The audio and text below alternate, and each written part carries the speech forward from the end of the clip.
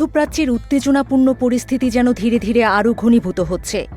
যুদ্ধের ধোঁয়া আর কূটনৈতিক তর্কের ভেতর দিয়ে এবার নতুন করে আলোচনায় এসেছে উপসাগরীয় দেশগুলোর ভূমিকা। ইরান অভিযোগ তুলেছে, কিছু প্রতিবেশী দেশ নাকি যুক্তরাষ্ট্রের সামরিক অভিযানকে নীরবে সমর্থন দিচ্ছে।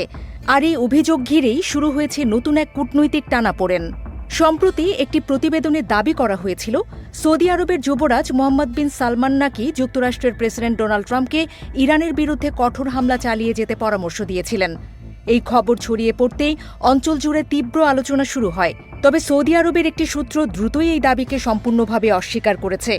তাদের ভাষ্য অনুযায়ী সৌদি আরব কখনো যুক্তরাষ্ট্রকে সংঘাত বাড়াতে বা যুদ্ধ দীর্ঘায়িত করতে উৎসাহ দেয়নি। এই বিতর্কের মাঝে কড়া প্রতিক্রিয়া জানিয়েছেন ইরানের পররাষ্ট্রমন্ত্রী আব্বাস আরাকচি। সামাজিক যোগাযোগ মাধ্যম এক্সে দেয়া এক পোস্টে তিনি প্রতিবেশী উপসাগরীয় দেশগুলোর কাছে সরাসরি ব্যাখ্যা দাবি করেন। তার অভিযোগ, কিছু দেশ যুক্তরাষ্ট্রের সামরিক ঘাঁটি নিজেদের ভূখণ্ডে রাখতে দিয়েছে এবং সেখান থেকে ইরানের বিরুদ্ধে অভিযান পরিচালনার সুযোগ দেয়া হচ্ছে। আব্বাস আরাকচি তার বার্তায় বলেন, সাম্প্রতিক বোমা হামলায় ইরানে শত শত সাধারণ মানুষ নিহত হয়েছে।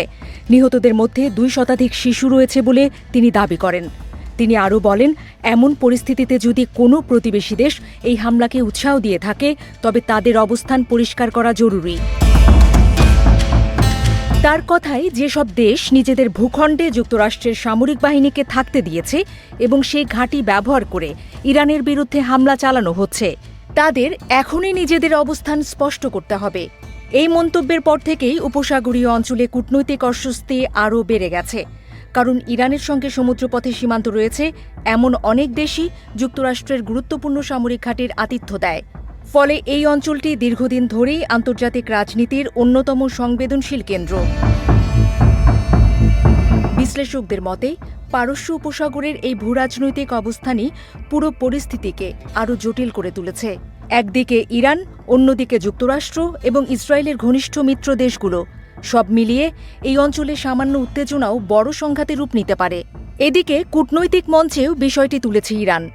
জেনেভায় জাতিসংঘ মানবাধিকার পরিষদের এক অধিবেশনে ইরান সরাসরি অভিযোগ করেছে যে যুক্তরাষ্ট্র ও ইসরায়েলের হামলার কারণে দেশটির সাধারণ মানুষের জীবন গুরুতর ঝুঁকির মধ্যে পড়েছে।